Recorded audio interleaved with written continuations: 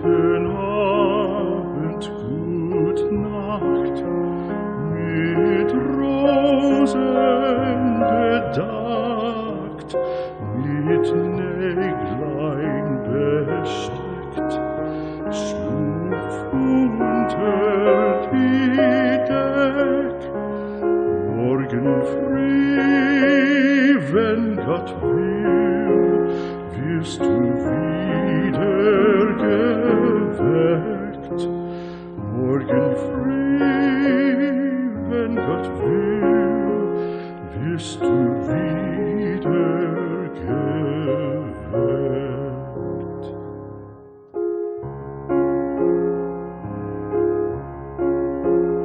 Guten Abend, gute Nacht, von Englein bewacht, die zeigen im Traum dir Christkindleins Baum. Schlaf nun selig und süß, schau im Traums Paradies. Schlaf nun selig und süß, schau im Traums Paradies.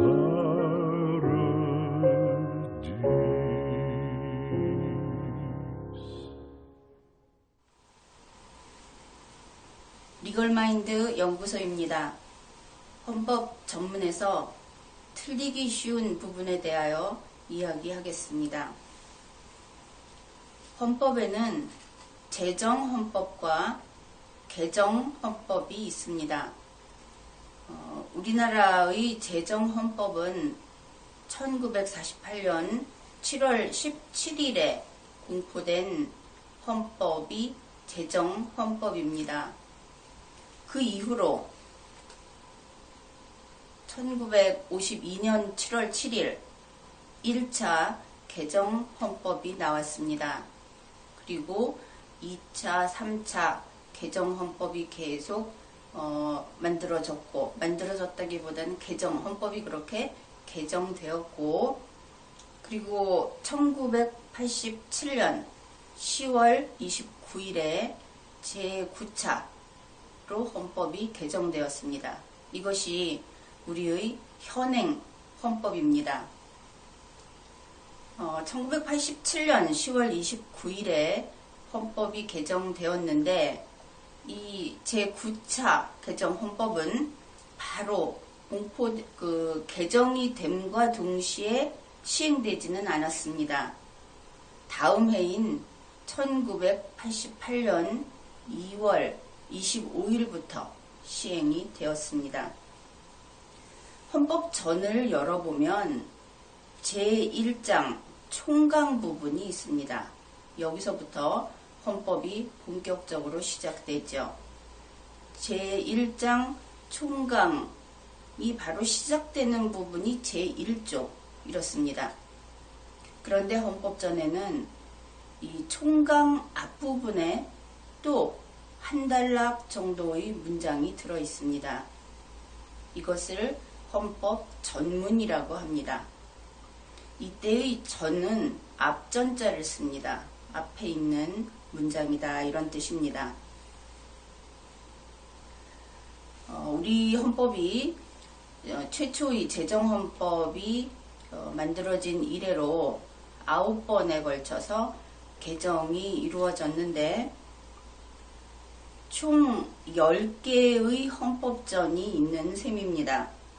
그런데 이 10개의 헌법전에 처음 1, 2행 부분에 변함없이 들어있는 4글자짜리 문구가 있습니다. 그것은 대한국민입니다. 헌법을 자주 보지 않는 분께서는 헌법이니까 우리 대한민국 국민이라고 하는 것이 10개의 헌법전에 변함없이 계속 들어있었구나, 이렇게 생각하실지도 모르겠습니다. 그러나 그것은 그런 뜻이 아닙니다. 우리가 요번에 그 이야기를 하면서 어째서 대한국민이 대한민국 국민이 아닌지를 이야기해 보겠습니다.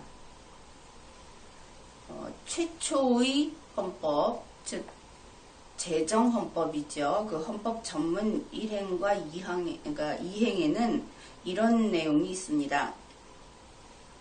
유구한 역사와 전통에 빛나는 우리들 대한국민은 기미 3.1운동으로 대한민국을 건립하여 세계에 선포한 위대한 독립정신을 계승하여 이러한 것이 앞부분에 들어 있습니다. 우리 건국헌법 전문, 즉 총강 앞에 있는 한 단락 정도의 문장은 그 문장 전체가 하나의 문장으로 되어 있습니다. 중간에 쉼표가 한 개도 없는 것입니다. 그리고 전체 글자 수는 373자입니다. 이 전문, 건국헌법 전문의 그 주어 부분은 우리 대한국민은으로 되어 있습니다. 그리고 목적어 부분은 이 헌법을 이라고 되어 있고, 서술어 부분은 제정한다로 되어 있습니다. 따라서 건국헌법 전문의 문장 주요 성분만을 따로 따서 보게 되면 우리 대한국민은 이 헌법을 제정한다. 이런 이해하기 쉬운 간략한 문장이 됩니다. 그러면 이것만을 보고도 48년에 만들어진 우리의 그 제정헌법이 누가 무엇을 어떻게 했는지 하는 것이 그 제정헌법의 전문에 잘 나타나 있습니다. 누가 하는 부분은 대한국민이가 되겠습니다. 무엇을, 이 헌법을 어떻게 하느냐, 제정합니다. 이런 내용입니다. 헌법을 제정한 때가 1948년 7월 17일이라고 알고 계시죠? 7월 17일이면 헌법 제정이 완료된 때입니다.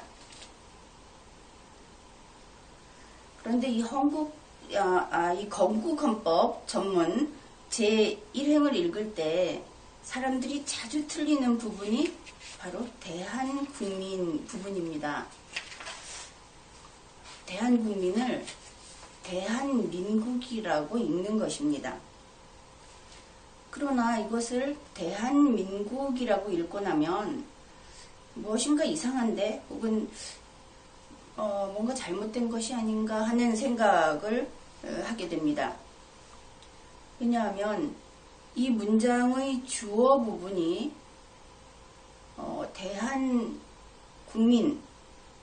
아니고 대한민국이라고 했을 때 이 헌법을 제정한다 하고 호응이 될 수 없는 것입니다. 대한민국이 이 헌법을 제정한다. 그냥 문장만 보게 되면 안 될 것도 없어 보이죠. 그런데 이것은 헌법과 국가의 관계를 생각해 보면 왜 그것이 안 되는지 명백하게 드러납니다. 왜냐하면 헌법을 제정해야 국가 운용 시스템, 그러니까 정부도 만들고 또 사법정부도 만들고 이러한 것을 할 수 있습니다. 그리고 이러한 시스템이 다 갖춰진 후에 비로소 국가가 탄생하게 되는 것입니다. 그런데 만일 대한국민을 대한민국으로 읽게 되면 대한민국이라는 국가가 먼저 존재하죠. 그 먼저 존재하는 국가가 헌법을 만듭니다. 그런데 그 헌법을 가지고 국가를 만들기 위해서 각 조직을 만들고 그 후에 국가를 만든다. 논리적으로 성립이 되지 않겠죠. 바로 이런 모순이 발생하는 것입니다. 따라서 대한국민은 대한민국으로 될 수 없습니다. 그러면 48년 7월 17일 헌법을 제정할 당시 우리 대한국민이라고 하는 사람들은 누굴까 하는 생각을 좀 해보기로 합시다. 그 헌법을 만들 때는 대한민국이 없었습니다. 따라서 이 우리들이라고 하는 사람들은 대한민국 국민이 아닙니다. 거기까지는 잘 이해하시겠죠? 그러면 대한국민이라고 하는 것이 대한국민일 수도 있고 대한국민일 수도 있는데 이때는 아직 국민이라는 개념이 국가가 없으니까 자리 잡히지 않았다고 보겠습니다. 따라서 대한국민 쪽으로 풀이를 하는 것이 자연스럽겠죠. 한반도에 대한국이라는 국가가 있었을까? 아시는 분은 아시겠지만 한반도에는 대한국이라는 국가가 있었습니다. 그것은 바로 우리가 대한제국이라고 알고 있는 그 국가의 정식 명칭입니다. 대한제국의 정식 명칭은 대한국입니다. 이것은 법률로 제정이 되어 있습니다.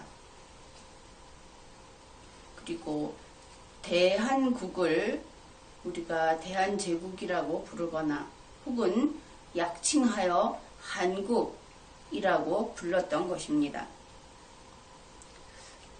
그렇다면 대한국민은 우리 대한국의 백성 이렇게 풀이를 할 수 있을 것입니다. 그런데 여기 또 한 가지 문제가 있습니다. 대한국은 왕이 국가의 주인인 군주국입니다. 그렇다면 이제 국민이 국가의 주인인 그러한 나라를 만들기 위해서 제정하는 1948년 제정헌법에서 왕이 국가의 주인인 국가의 백성이다. 우리가 이렇게 이야기하는 것은 좀 이상하겠죠. 따라서 우리가 이렇게 풀이를 해볼 수 있겠습니다. 대한국의 백성이었던 사람들이 그 중에서 여전히 대한국 군주를 왕을 국가의 주인으로 모시지 않고 새롭게 국민이 국가의 주인이 되는 그러한 새로운 나라를 만드는 데 동의한 사람들, 바로 그런 사람들이 우리 대한국민이 되는 것입니다. 그러면은 이 대한국민은 7월 17일 헌법을 공포할 때부터 대한민국이 건국될 때까지만 존재할 수 있습니다. 왜냐하면 대한민국이 건국되고 나면 나라를 만들고자 하는 대한국인은 더 이상 존재할 수 없습니다. 그때부터는 대한민국 국민만 존재하게 되는 것이죠. 그렇다면 우리의